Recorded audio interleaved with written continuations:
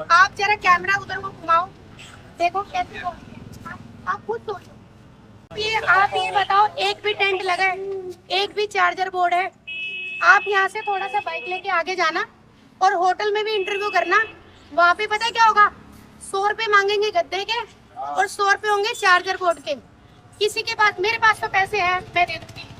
अगले बंदे के पास नहीं है, कैमरा घुमाओ, उस बंदे के पास नहीं है।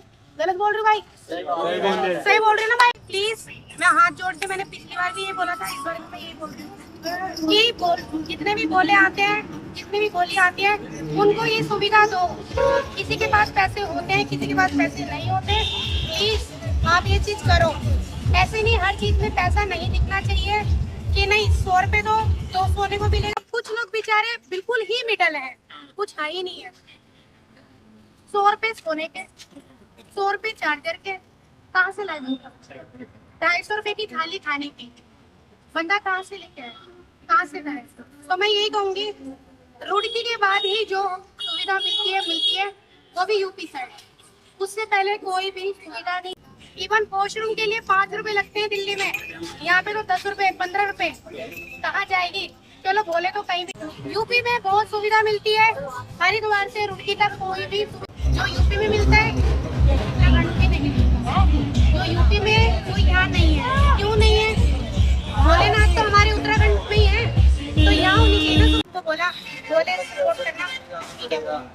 बोले रास्ता कैसे हो, कहाँ जाएगा? हाँ चलो यहाँ पे। बोले मैं थक गई, चलो चलो खींचो खींचो, बोली खींचो खींचो, हिम्मत देते हैं। बहुत अच्छे हैं, सब बहुत अच्छे हैं, बस अपने। बिल्कुल, मैं तो कह रही हूँ बाहर निकलो और जय बोले की करो। जरूरी नहीं आप मैंने 41 लीटर उठा लिया तो आप भी 41 लीटर उठाओ। जरा सा जल भी ले जाओगे ना, वो भी बहुत बड़ी बात होती है। दुनिया को नहीं दिखाना हमें कि हम इतना जल उठा रहे हैं, हम ये कर रहे हैं, वो कर रहे हैं। हमें दुनिया को नहीं दिखाना, हमें अपने लिए करना है। हमें जितनी हमारी शक्ति हो उतना ही जल उठाओ। 11 दिन हो गया अपनी शादी को और आप जो है कांवड़ यात्रा में सम्मिलित हो। जी, मेरे पति को पता भी नहीं है अभी। अच्छा, ये बात आपको पति को नहीं पता? नहीं। तो ये जुनून है आपका जो है कांवड़ यात्रा में सम्मिलित होने का, ये तो मेरा मन नहीं लगता। जब जैसे पहला महीना लगता है कि हाँ नहीं अब 1 महीना बचा है, कांवड़ वाला टाइम आने वाला है, उस टाइम पे मैं घर पे होम थिएटर चला के गाने सुनते रहती हूँ भोलेनाथ के। अलग ही जुनून आता है, अलग ही फीलिंग होती है कि नहीं कांवड़ पे जाना है, कांवड़ पे जाना है। जब मैं ये कहूँगी अगली बार मैं जरूर आऊँगी। और बाकी अगर किसी को मेरी इंटरव्यू से कोई प्रॉब्लम हुई हो तो प्लीज़ मुझे मैसेज करना, सब कुछ बताना कि क्या दिक्कत है क्या नहीं। बाकी जो मेरे दिल में था मैंने वो बोला बोलो के लिए कि भाई सुविधा नहीं है। प्लीज़ इस चीज़ को माइंड में रखना। मैं ये कहना चाहूँगी उत्तराखंड पुलिस से, उत्तराखंड ना, मैं यही कहूँगी कि प्लीज़ इस चीज़ का माइंड में रख लो, ध्यान रखो कि प्लीज़ ये जो उत्तराखंड है यहाँ पे भोलेनाथ की पूरी सपोर्ट मिलनी चाहिए। टेंट लगवाओ, खाने की सुविधा करवाओ। जरूरी नहीं हर चीज यूपी में ही होगी, उत्तराखंड में भी। लड़के अपने घर से निकलते हैं, एक माँ अपने बच्चे को भेजती है, बेटा कहाँ है, बेटा कहाँ है। बेटे को चलो मान लो मुंह उतार के पैसे खुद घर में खाना नहीं बनाएगी, 2000 रुपये दे दिए, किस लिए? बेटे की खुशी के लिए। अब बेटा यहाँ पे आके कांवड़ ले रहा है, कल से ले रहा है। यहाँ पे हर चीज बहुत महंगी है, ठीक है। अब मम्मी कॉल कर रही है, फोन स्विच ऑफ, कैसे नींद आएगी किसी माँ को? कैसे नींद आएगी आप बताओ? और ऐसे केस में फिर वापस वो दोबारा भेजेंगे नहीं, वो सीधा कहेंगी ये अपनी जाएगा, तुम मेरा फोन तो उठाता नहीं है। हेलो दोस्तों, मेरा नाम है रितेश पांडे, आप देख रहे हैं पहचान लो। आज की इस वीडियो में बात करेंगे। आज का पिछली बार में जो है वीडियो वायरल हुआ था। वायरल इस वजह से हुआ था क्योंकि कांवड़ यात्रा में जब ये आई थी तो इन्होंने कई सारे ऐसे मुद्दों पे बात किया था जो कि गवर्नमेंट को जिस पे काम करना चाहिए और बहुत सारी चीज़। तो इन्हीं दीदी से बात करते हैं, इनसे जानते हैं क्या मतलब कहाँ से आ रही हैं और कांवड़ यात्रा करके इनको कैसे अनुभव मिल रहे हैं, सारी चीज़ें। तो आपका नाम क्या है? आपकी ये पहली कांवड़ यात्रा है? जी मेरी पहली कांवड़ यात्रा थी, दूसरी मेरे जीजा की है। अच्छा अच्छा। इस बार इस चीज़ में बस मेरा कोई भी सपोर्ट नहीं है, मैं इनके साथ हूँ और कुछ भी नहीं है क्योंकि मेरी अभी 11 दिन हुए शादी हुई है और मैं जल नहीं न गंगा नहीं नहा सकती। तो पिछली बार आप जो है कांवड़ यात्रा की हुई थी, तो पिछली बार का अनुभव आपका कैसा था? अनुभव तो ये था, कांवड़ उठा रही थी उसमें तो बहुत सुकून था। बाकी रास्ते में बहुत सी मेरे को प्रॉब्लम हुई, बहुत सी चीज़ों का मैंने सामना किया जिसके बारे में मैंने बोला भी था कि देखो मैं एक ही बात बोलूँगी, कुछ लोग होते हैं अच्छे घर से होते हैं, और कुछ लोग होते हैं जो मिडल होते हैं। और मैं ये कहूँगी कि हरिद्वार से लेकर रुड़की तक कोई भी सुविधा नहीं है किसी भी चीज को लेकर। जैसे मान लो कुछ लोगों के पास पैसे हैं तो ठीक है, उन्हें चार्जर भी मिल जाएगा होटल में, उन्हें सोने को भी मिल जाएगा। कुछ लोग बेचारे बिल्कुल ही मिडल है, कुछ है ही नहीं है, 100 रुपए सोने के, 100 रुपए चार्जर के, कहाँ से लाएंगे? 250 रुपए की थाली खाने की बंदा कहाँ से लेके आए, कहाँ से लाए? तो मैं यही कहूँगी रुड़की के बाद ही जो सुविधा मिलती है वो भी यूपी साइड, उससे पहले कोई भी सुविधा नहीं है। और रास्ते में भी कोई भी टेंट वेंट कुछ नहीं लगा हुआ यहाँ पे। यूपी में टेंट वगैरह की सारी बहुत ज्यादा, बहुत इंसान बहुत खुश होता है, उन्हें लगता है कि हाँ भाई हम कांवर लेके जा रहे हैं और बहुत सुकून, इतना सुकून मिलता है। बाकी मैं ये कहूँगी प्लीज, मैं हाथ जोड़ के, मैंने पिछली बार भी ये बोला था, इस बार मैं ये बोल रही हूँ कि जितने भी बोले आते हैं, जितने भी बोली आती है, उनको ये सुविधा दो। किसी के पास पैसे होते हैं, किसी के पास पैसे नहीं होते, प्लीज आप ये चीज करो। ऐसे नहीं हर चीज में पैसा नहीं दिखना चाहिए कि नहीं 100 रुपए दो, 2 सोने को मिलेगा, गद्दे मिल जाएंगे, 100 रुपए दो, 2 चार्जर मिलेगा, ऐसा नहीं होना चाहिए। इंसान के पास मान लो घर से 2000 रुपये लेके आया है, यहाँ पे आके कल से खरीद लिए, सब कुछ कर लिया, अब रास्ते में भूख भी लगती है, चलो उसने भूख के लिए पैसे जमा कर लिए, 500 रुपये बचे। 500 रुपये में से ये तो नहीं कि एक ही रास्ता पड़ेगा, यहाँ से दिल्ली 250 किलोमीटर दूर है, जगह जगह मिलते हैं। उसके बाद चार्जर के लिए 200 रुपये, सोने के लिए 200 रुपये, हर चीज पे, इवन वॉशरूम के लिए 5 रुपए लगते हैं दिल्ली में, यहाँ पे तो 10 रुपए 15 रुपए। कहाँ जाएगी? चलो भोले तो कहीं भी चले जाएंगे, बोलियाँ कहाँ जाएगी? आप तो मतलब जितनी भी उनको बेसिकली बिल्कुल बहुत हो रही है, मैं तो कह रही हूँ बहुत ज्यादा दिक्कत हो रही है। यूपी में बहुत सुविधा मिलती है, हरिद्वार से रुड़की तक कोई भी सुविधा नहीं। पर मैं ये कहता हूँ कि मेरे जितने भी भोले भाई हैं सब परेशान होते हैं, बोलते ही नहीं है, मुंह नीचा कर लेते हैं। पर प्लीज मैं ये कहूँगी कि रास्ते में सुविधा तो आपका जो है सरकार से उत्तराखंड की सरकार से कि वो सुविधा को बढ़ाएं और सारी चीजें यूपी से सीखें। बिल्कुल बिल्कुल, जो यूपी में मिलता है उत्तराखंड में नहीं मिलता, जो यूपी में कोई यहाँ नहीं है। क्यों नहीं है? भोलेनाथ तो हमारे उत्तराखंड में ही है, तो यहाँ होनी चाहिए ना सुविधा, वहाँ क्या हो रही है? मतलब सब यूपी वाले ही करेंगे क्या? बोले ना ऐसा नहीं कि हम लोगों में डिसिप्लिन नहीं है, ये नहीं है।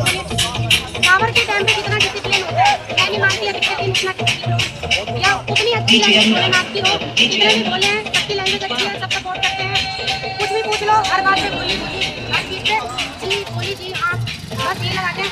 प्लीज मैं तो ये कहूँगी, मैं बहुत लड़कों के मुँह देखती हूँ, बहुत मेरे अधिकतर भाई हैं जो मुँह उतार लेते हैं, प्लीज इनको सुविधा दो। और लड़कियां थोड़ा डरती हैं कांवड़ यात्रा में चलती हैं और बहुत सारी लड़कियां सोचती हैं फिर भी नहीं आती, उनके लिए आप क्या कहना चाहेंगे? देखो मैं ये कहूँगी अपने घर से निकलो, अपने घर से आप जब तक नहीं निकलोगे आपको दुनिया के बारे में नहीं पता चलेगा। आप घर पे बैठे बैठे किसी भी कांवड़ यात्री को या किसी को भी जज नहीं कर सकते। आप बाहर आओ, बाहर की दुनिया देखो, आपको पता चलेगा। आप एक बार चल उठाओगे ना, आपको खुद पता चल जाएगा कि बाहर की दुनिया कैसी है। आप एक बार उठाओ, मैं कह रही हूँ मेरे कहने से कांवड़ खाना चाहिए अपने लिए चाहिए। तो आप ये कहना चाहते हैं कि लड़कियां जितना डरती हैं इतना डर का माहौल नहीं है यहाँ पे और सारे लोग जो है काफी सपोर्टिव है? बहुत अधिकतर बोले इतने सपोर्टिव है कि मैं आपको बयान नहीं करती। मेरे को नहीं पता और त्योहार आते हैं और चीजें आती हैं, उनमें इनकी क्या लैंग्वेज होगी क्या नहीं होगा मुझे नहीं पता, पर इन दिनों में जो इनकी लैंग्वेज है ना, मैं पहली बार आई थी, मैं खुद डर रही थी कि कैसे होंगे लड़के, क्या होंगे लड़के, क्या नहीं होंगे। पर जब मैंने बोला ना, पहली बार मैंने काली से जब आया था, उसके बाद मैंने उनको बोला बोले सपोर्ट करना, ठीक है। बोले रास्ता कैसे हो, कहाँ जाएगा? हाँ चलो यहाँ पे। बोले मैं तब गई, चलो चलो खींचो खींचो, बोली खींचो खींचो, हिम्मत देते हैं। बहुत अच्छे हैं सब, बहुत अच्छे हैं, बस अपने आप को अच्छा रखो, बाकी सब अच्छे हैं।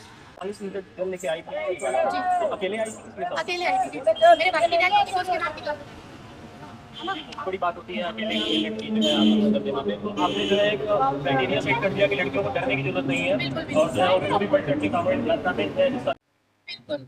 मैं तो कह रही हूँ बाहर निकलो और जय बोले की करो। जरूरी नहीं आप मैंने 41 लीटर उठा लिया तो आप भी 41 लीटर उठाओ। जरा सा जल भी ले जाओगे ना, वो भी बहुत बड़ी बात होती है। दुनिया को नहीं दिखाना हमें कि हम इतना जल उठा रहे हैं, हम ये कर रहे हैं वो कर रहे हैं, हमें दुनिया को नहीं दिखाना, हमें अपने लिए करना है। हमें जितनी हमारी शक्ति हो उतना ही जल उठाओ, रास्ते में दिक्कत में ना हो, रास्ते में आपके माइंड में अलग अलग चीजें ना है कि मैं इस जल को ऐसे ले जाऊं, इस जल को ऐसे ले जाऊं।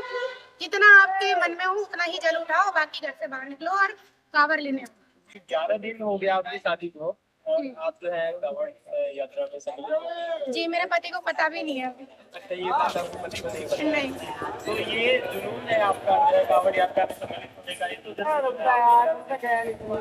तो मेरा मन नहीं लगता। जब जैसे पहला महीना लगता है कि हाँ नहीं अब 1 महीना बचा है, कांवड़ वाला टाइम आने वाला है, उस टाइम पे मैं घर पे होम थिएटर चला के गाने सुनते रहती हूँ भोलेनाथ पे। अलग ही जुनून आता है, अलग ही फीलिंग होती है कि नहीं कांवड़ पे जाना है, कांवड़ पे जाना है। जब एकदम से मेरी शादी हो गई, इस टाइम पे मैं थोड़ा अंदर से ठीक नहीं हूँ क्योंकि मैं गंगा नहीं नहा सकती। बाकी मैं ये कहूँगी अगली बार मैं जरूर आऊँगी। और बाकी अगर किसी को मेरी इंटरव्यू में कोई प्रॉब्लम हुई हो तो प्लीज़ मुझे मैसेज करना, सब कुछ बताना कि क्या दिक्कत है क्या नहीं। बाकी जो मेरे दिल में था मैंने वो बोला बोलो के लिए कि भाई सुविधा नहीं है, प्लीज़ इस चीज़ को माइंड में रखना। मैं ये कहना चाहूँगी उत्तराखंड पुलिस से, उत्तराखंड की प्लीज़ थोड़ी सी सुविधा दे दो। जब आप अपनी बात को रखती हैं तो अगर वो जेन्युइन पर्सन है तो जो है उनका बात सोचना चाहिए। आप जरा कैमरा उधर को घुमाओ, देखो कैसे बोलते हैं। आप खुद सोचो, देख सकते हैं आप कैमरे खुद में। सोचो। कैमरे आप ये बताओ, एक भी टेंट लगा है, एक भी चार्जर बोर्ड है। आप यहाँ से थोड़ा सा बाइक लेके आगे जाना और होटल में भी इंटरव्यू करना। वहाँ पे पता है क्या होगा, 100 रुपए मांगेंगे गद्दे के और 100 रुपए होंगे चार्जर बोर्ड के। किसी के पास, मेरे पास तो पैसे हैं, मैं दे दूंगी। अगले बंदे के पास नहीं है, कैमरा घुमाओ, उस बंदे के पास नहीं है। गलत बोल रही हूँ भाई? सही बोल रही हूँ ना भाई, है ना? मैं यही कहूंगी कि प्लीज इस चीज का माइंड में रख लो, ध्यान रखो कि प्लीज ये जो उत्तराखंड है यहाँ पे भोलेनाथ को पूरी सपोर्ट मिलनी चाहिए। टेंट लगवाओ, खाने की सुविधा करवाओ। जरूरी नहीं हर चीज यूपी में ही होगी। इस बार भी इंटरव्यू में बोला था, इस बार भी बोलना चाहती हूँ। बाकी जब बोलेंगे आपसे बात करके बहुत अच्छा लगा। आप और आपने जो जो प्रॉब्लम बताई है उत्तराखंड सरकार को इस पे काम करना चाहिए। हर जगह पे जगह जगह पे चार्जिंग पॉइंट होने चाहिए। एटलीस्ट ये मोबाइल स्विच ऑफ किसका होता है, कौन घर से कितना दूर आया हुआ है, फिर वो लड़के अपने घर से निकलते हैं, एक माँ अपने बच्चे को भेजती है, बेटा कहाँ है, बेटा कहाँ है। बेटे को चलो मान लो मुंह उतार के पैसे खुद घर में खाना नहीं बनाएगी, 2000 रुपए दे दिए, किस लिए? बेटे की खुशी के लिए। अब बेटा यहाँ पे आके कांवड़ ले रहा है, कल से ले रहा है। यहाँ पे हर चीज बहुत महंगी है, ठीक है। अब मम्मी कॉल कर रही है, फोन स्विच ऑफ, कैसे नींद आएगी किसी माँ को? कैसे नींद आएगी आप बताओ? और ऐसे केस में फिर वापस वो दोबारा भेजेंगे। भेजेंगी नहीं, वो सीधा कहेंगी ये अपनी चाहेगा, तुम मेरा फोन तो उठाता नहीं है। घर पे अलग चीजें हो रही है। और अगर वो एक लड़की है फिर तो प्रॉब्लम और भी ज्यादा बड़ी है कि कॉल नहीं लग रहा है, फोन रिसीव नहीं हो रहा है क्योंकि मोबाइल स्विच ऑफ है। सर मैं लड़की लड़का में कुछ नहीं मानती। आजकल मेरे को इतना पता है कि लड़कों से ज्यादा इम्पोर्टेंस है, ठीक है। मैं इस बार लड़कों के लिए ही बोल रही हूँ ज्यादा से ज्यादा कि लड़कों को इम्पोर्टेंस मिलनी चाहिए। जितने भी मेरे भोले भाई हैं उनको इम्पोर्टेंस मिलनी चाहिए, उनके लिए हर चीज की सुविधा होनी चाहिए। आप खुद देख सकते हो कितने कितने भारी कदम उठाते हैं वो, क्या क्या चीजें झेलते हैं। और अगर इन चीजों में भी ऐसा नहीं है कि ये बोले किसी पे आसान कर रहे हैं, ऐसा नहीं है। अगर इन चीजों में भी ये रास्ते वाली चीजें ना हो जो मैंने इंटरव्यू में बोली है तो फिर फायदा। बाकी जय बोले कि एक बार सब लोग आप सभी जो है कमेंट के माध्यम से बताइएगा कि इनकी बातों को सुन के आप जो है आपको कैसा लगा। अगर आप इससे थोड़ा भी प्रभावित हुए हो और आपको इनकी बातें अच्छी लगी हो तो आप वीडियो को लाइक शेयर